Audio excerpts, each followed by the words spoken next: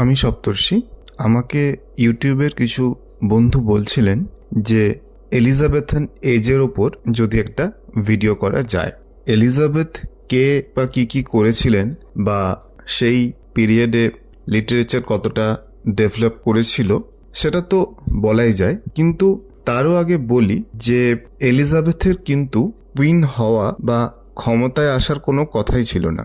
Elizabethan পিরিয়ডটা যদি আমি এলিজাবেথের ক্ষমতায় আসার থেকে বলি, 1558 থেকে 1603 এইরকম একটা লম্বা পিরিয়ড ধরে উনি কিন্তু রুল করেছিলেন।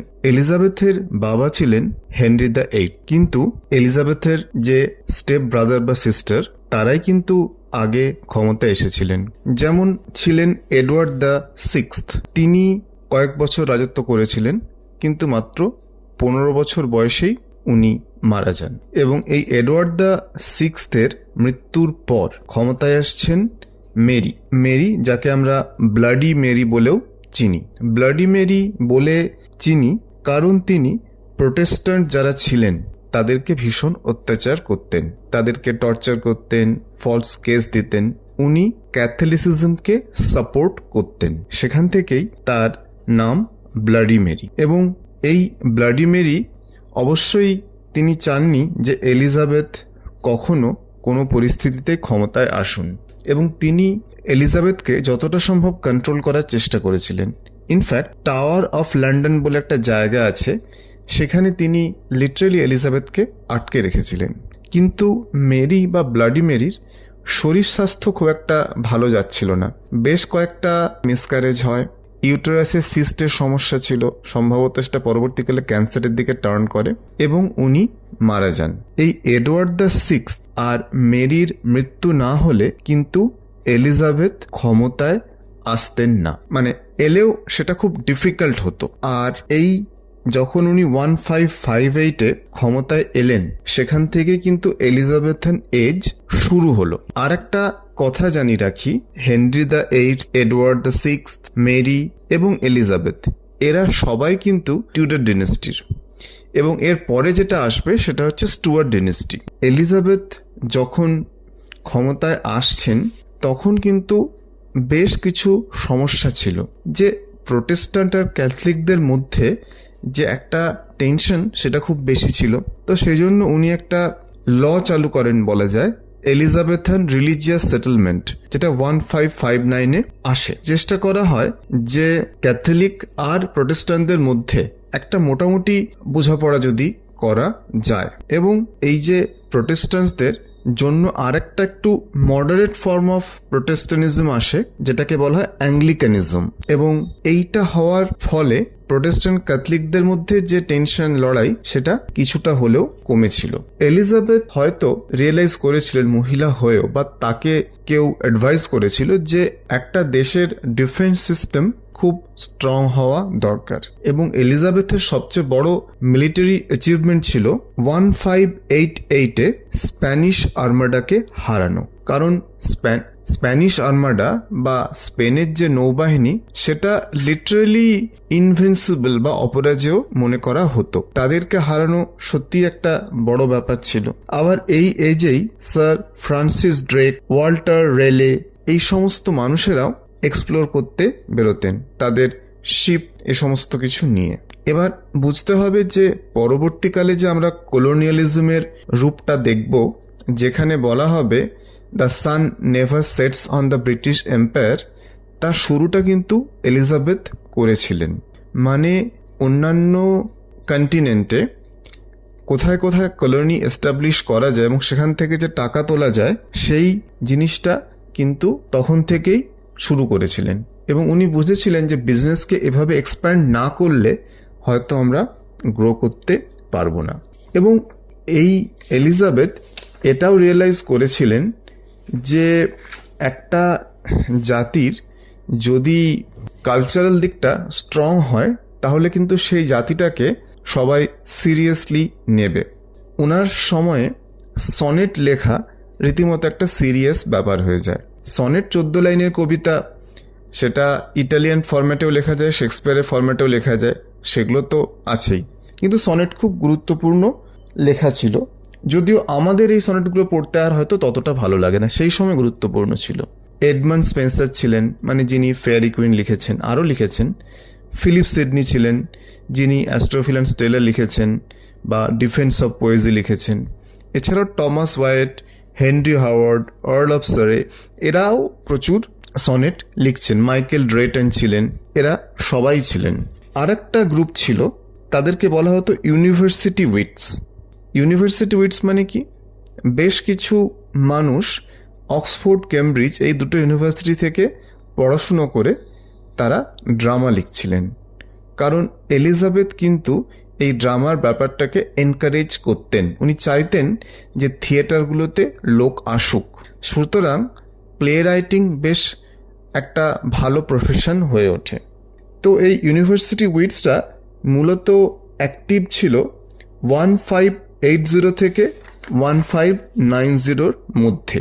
তাদের মধ্যে কে কে ছিলেন? ক্রিস্টোফার মার্লো ছিলেন, টমাস কিড ছিলেন, রবার্ট গ্রিন ছিলেন, জন লিলি ছিলেন, টমাস ন্যাশ ছিলেন। এদের লেখা প্লেগুলো বেশ পপুলার হয়েছিল। প্রশ্নটা হচ্ছে যে শেক্সপিয়ার কি ইউনিভার্সিটি উইটসদের মধ্যে একজন ছিলেন? উত্তরটা হচ্ছে না। শেক্সপিয়ার কখনো ইউনিভার্সিটি অবধি পড়াশুনো করেনি। ইনফ্যাক্ট তিনি তো লন্ডনের যে মানুষ তাও নয়। তিনি লন্ডন থেকে দূরে স্ট্র্যাটফোর্ড বলে একটা জায়গায় থাকতেন। তিনি লন্ডনে এসেছিলেন অভিনেতা হতে, অ্যাক্টর হতে, এবং সে দিয়েই শুরু করেছিলেন। তারপরে উনি প্লে রাইট হয়ে যান এবং ভীষণভাবে সাকসেসফুল হন, সেটা তো একটা অন্য ব্যাপার।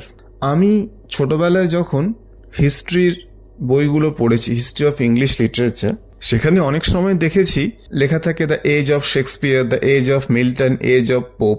আমার কিন্তু এই জায়গাটায় একটা আপত্তি আছে। এই জায়গাটায় আপত্তি আছে মানে যে ওই সময় শেক্সপিয়ার নিশ্চয়ই প্রমিনেন্ট একজন প্লেরাইট ছিলেন, কিন্তু তার মানে এই নয় যে ওটা এজ অফ শেক্সপিয়ার।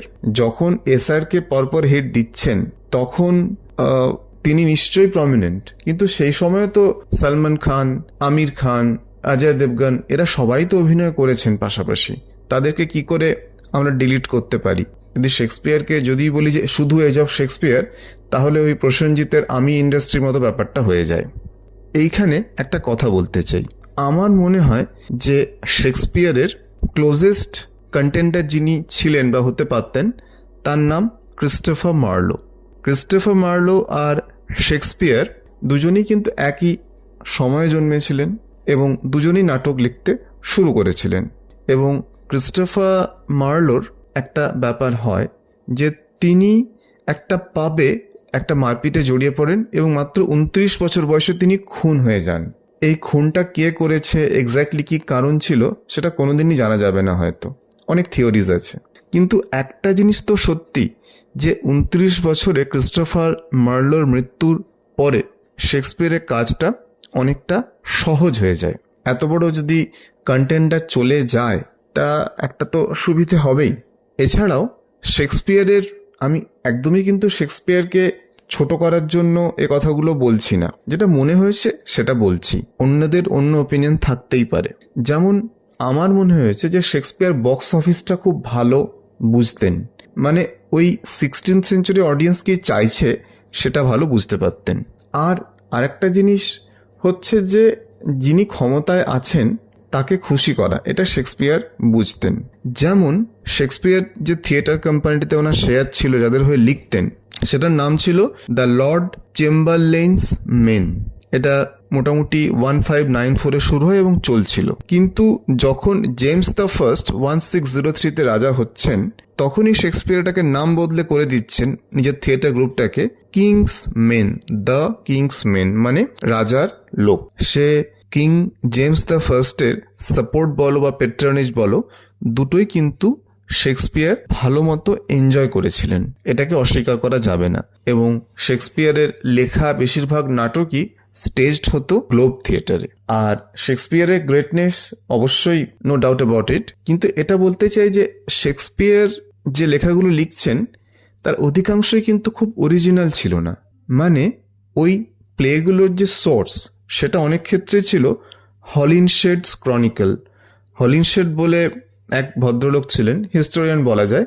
তার যে ক্রনিকল, সেখান থেকে শেক্সপিয়ার অনেক বেশি ইনফরমেশন পিক আপ করেছেন। ভদ্রলোকের পুরো নাম ছিল রাফায়েল হলিনশেড। এছাড়াও একটা বই ছিল, প্লুটার্ক বলে একজন রাইটার ছিলেন রোমান এজে, তার একটা বইয়ের ট্রান্সলেশন ছিল, মানে বইটার নাম ছিল প্লুটার্কস লাইভস। এটা 1579-এ ট্রান্সলেটেড হয়ে বেরিয়েছিল। ট্রান্সলেট করেছিলেন স্যার টমাস নর্থ। এবার এই যে শেক্সপিয়ার যে রোমান প্লেগুলো লিখছেন, জুলিয়াস সিজার, অ্যান্টনি ক্লিওপেট্রা, এই সমস্তগুলোই কিন্তু শেক্সপিয়ার ওখান থেকে নিচ্ছেন। এবং শেক্সপিয়ারের আরেকটা গুণ ছিল যে উনি প্রলিফিক রাইটার ছিলেন, যে এত লিখতে পারতেন। সব লেখাগুলো ভালো হতো এটা বলা মুশকিল, এমনকি উনি সনেট অবধি লিখেছেন, অন্তত 154টা সনেটস তো পাওয়াই গেছে। সুতরাং শেক্সপিয়ারের সাকসেসের ক্ষেত্রে তার ট্যালেন্ট, তার বিজনেস ব্রেন এবং ক্রিস্টোফার মার্লোর একটা এইভাবে ডেথ, এই সব কিছুই কন্ট্রিবিউট করেছে। আরেকজন প্লেরাইট ছিলেন যার লেখা আমার খুব ভালো লাগতো, ওনার নাম বেন জনসন। বেন জনসন শেক্সপিয়ারের থেকে 8 বছরের ছোট ছিলেন, মানে উনি 1572-তে জন্মেছিলেন। বেন জনসনের যে কমেডি অফ হিউমার্সগুলো ছিল সেগুলো অসাধারণ ছিল, এবং বেন জনসন একটু ক্লাসিক্যাল টাইপের লেখা লিখতেন। ক্লাসিক্যাল মানে আপনি বুঝতে পারবেন লেখাগুলো কি, কিন্তু ওনার যে লেখার ইন্সপিরেশন সেটা ছিল গ্রিক এবং রোমান, ল্যাটিন, এই সমস্ত জিনিস উনি করতেন। এবং যদি শেক্সপিয়ারের কমেডি আর বেন জনসনের কমেডি রাখা হয় পাশাপাশি, সে Every Man in His Humour হোক বা ভলপনি হোক, আমার কিন্তু বেন জনসনকে এমিনেন্টলি বেটার বলে মনে হয়েছে। ওয়ান্স অ্যাগেন পার্সোনাল ওপিনিয়ন, আর শেক্সপিয়ারকে ছোট করার ইচ্ছে আমার একদমই নেই বা সাহসও নেই। কিন্তু বেন জনসন ততটা বড় হয়ে উঠতে পারলেন না কেন? বেন জনসন তো অনেক মাস্কও লিখেছেন। মাস্ক মানে ওই মুখোশ পরে যে নাচ গান হয়, কোর্টলি এন্টারটেনমেন্ট, সে ধরনের জিনিসও উনি বেশ লিখেছেন। বেন জনসনের নাম আমরা ততটা শুনতে পারি না, কারণ একটা জিনিস মনে হয় ভদ্রলোকের টেম্পারামেন্ট। বারবার মারপিটে জড়িয়েছেন, একবার তো ডুয়েলের সময় একজনকে মেরেই ফেলেছিলেন, মানে প্রায় সেই জেল হয় এরকম অবস্থা হয়ে গেছিল। মানে বেন জনসন অনেক সময় নিজের মেজাজকে কন্ট্রোলে রাখতে পারতেন না বলে সমস্যায় পড়তেন। সুতরাং আমরা যখন এলিজাবেথান এজ পড়ব, সেটাকে কখনোই শেক্সপিয়ারান এজ এটা বলা ঠিক হবে না। শেক্সপিয়ার ছিলেন, ইউনিভার্সিটি উইস্টার ছিলেন, ক্রিস্টোফার মার্লো ছিলেন, বেন জনসন ছিলেন, সবাই ছিলেন। এবং আবার এলিজাবেথান এজ মানে যে শুধু সনেট লেখা হয়েছিল এটা ভাবা একদমই ঠিক হবে না। আমার তো মনে হয় যে এই 16th সেঞ্চুরির পোয়েট্রিতে, ইংলিশ পোয়েট্রিতে সবচেয়ে ইন্টারেস্টিং যেটা ডেভেলপমেন্ট, সেটা হচ্ছে জন ডানের আসা। জন ডান, যিনি খুব অন্য ধরনের কবিতা লিখবেন এবং যেটা পরবর্তীকালে মেটাফিজিক্যাল পোয়েট্রি বলে পরিচিত হবে। তাদেরকে মেটাফিজিক্যাল পোয়েটস কিন্তু তখন বলা হতো না, কিন্তু জন ডানের কবিতায় যেরকম শকিং ইমেজারি থাকতো, যেরকম সেক্সুয়াল ফ্র্যাঙ্কনেস থাকতো এবং যেরকম একটা ট্রুথফুলনেস থাকতো, সেটা কিন্তু ওই সনেট রাইটারদের লেখায় অনেকাংশেই ছিল না। আমি যদি সনেট রাইটারদের সঙ্গে কম্পেয়ার করি জন ডান বা অ্যান্ড্রু মার্ভেলের লেখা, আরও পরে আসছেন অ্যান্ড্রু মার্ভেল, তাহলে জন ডানকে অনেক বেশি ইন্টারেস্টিং মনে হয়। এবং জন ডানের কবিতা এখনও ভীষণ পপুলার, এবং এখনকার স্টুডেন্টসরাও জন ডানের লেখা পড়তে পছন্দ করে, যেটা কি না সনেটের ক্ষেত্রে ওইভাবে বলা যায় না, কারণ সনেটগুলো কম্পারেটিভলি একটু বেশি সেন্টিমেন্টাল এবং একঘেয়ে মনে হয়। ইনফ্যাক্ট সনেটকে কাউন্টার করেই কিন্তু জন ডান তার লেখাগুলো শুরু করেছিলেন। এবং যখন জন ডানরা লিখছেন তখন তাদেরকে কিন্তু অনেক রিয়াকশন ফেস করতে হয়েছে, এবং তাদের লেখাগুলো অনেক সময় ইনডিসেন্ট বলে কাউন্ট করা হয়েছে। এই জন ডান যে জনরাটা চালু করলেন, সেটা যে মেটাফিজিক্যাল পোয়েট্রি, এটা অনেক পরে নামটা আসে। ডক্টর স্যামুয়েল জনসন যখন 18th সেঞ্চুরিতে the Lives of the Poets লিখছেন, সেইখানে উনি এই দ্য মেটাফিজিক্যাল পোয়েটস এই ব্যাপারটা আনছেন। তার আগে কিন্তু এটা ছিল না। মেটাফিজিক্যাল পোয়েট্রি নিয়ে আরও জানতে গেলে আমার চ্যানেলে একটা ভিডিও আছে, মেটাফিজিক্যাল পোয়েট্রি নিয়ে, সেটার লিঙ্ক দিয়ে দেব, সেটা চেক আউট করতে পারো। এছাড়া যে জিনিসগুলো আমরা জানতে পারি না, যেগুলো নিয়ে গসিপ রয়েছে, কোয়েশ্চেন্সও রয়েছে, যে এলিজাবেথ কিন্তু she was unmarried, at least legally উনি আনম্যারিড ছিলেন জীবনের শেষ দিন অবধি, এইটা একটা কথা। এবং এলিজাবেথের যে পিরিয়ডটা, সেটা হয়তো অফকোর্স গোল্ডেন পিরিয়ড বলা যায় কি না, আমার মনে হয় গোল্ডেন কথার একটু ওভারস্টেটমেন্ট, বা রেনেসা পিরিয়ড, মানে এটা একটা নিউ অ্যাওয়েকেনিং হচ্ছে, এটা অবশ্যই অনেকে বলে, হতে পারে, কারণ সেই সময়টাতেই সায়েন্সে, টেকনোলজিতে অনেক ডেভেলপমেন্ট হচ্ছে, পোলার রিজিয়নে যাওয়া হচ্ছে, সবই হচ্ছে, ম্যাপ তৈরি করা হচ্ছে, ডেভেলপমেন্টগুলো হচ্ছে, সেদিক দিয়ে এটাকে রেনেসা বলাই যায়। কিন্তু আবার এইটাও বলতে হয় যে সেই সময় পলিটিক্যাল লাইফটা ভীষণ ডিফিকাল্ট ছিল, এবং স্পাইংয়ের ব্যাপারটা খুব বেশি ছিল, মানে কে যে গুপ্তচর আর কে যে গুপ্তচর নয়, সেইটা বোঝা মুশকিল ছিল। মানে ধুরন্ধরে যদি আমরা হামজাকে দেখি, এলিজাবেথেন পিরিয়ডে কিন্তু এরকম হামজা শয়ে শয়ে ছিল। এবং হোমোসেক্সুয়ালিটি, এইটা নিয়ে কিন্তু একটা সিরিয়াস কোয়েশ্চেন ছিল, কে হোমোসেক্সুয়াল কে হোমোসেক্সুয়াল নয়, সেটা নিয়ে একটা প্রশ্ন, এবং হোমোসেক্সুয়াল ব্যাপারটাকে তখন খুব খারাপ চোখে দেখা হতো। আবার ওই সময়েরই লেখক ছিলেন ফ্রান্সিস বেকন।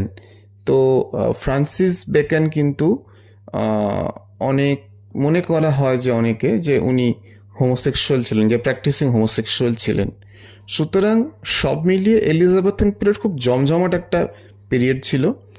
অনেক যে ডেভেলপমেন্ট, যেগুলো পরবর্তীকালে আরও স্টেবল একটা শেপ নেবে, যে কলোনাইজেশন বা আরও লেখালেখি বা অন্যান্য কন্টিনেন্টগুলোর সঙ্গে বিজনেস তৈরি করা, এই সমস্ত কিছুই কিন্তু এলিজাবেথেন পিরিয়ডে শুরু হয়েছিল। মানে ইংল্যান্ড একটা সেপারেট আইডেন্টিটি নিয়ে গড়ে ওঠা, সেটা কিন্তু এই যুগে শুরু হয়েছিল। এবং এটা অবশ্যই এলিজাবেথের ক্রেডিট, বা এলিজাবেথকে যারা পলিটিক্যালি অ্যাডভাইস করেছেন তার ক্রেডিট ছিল।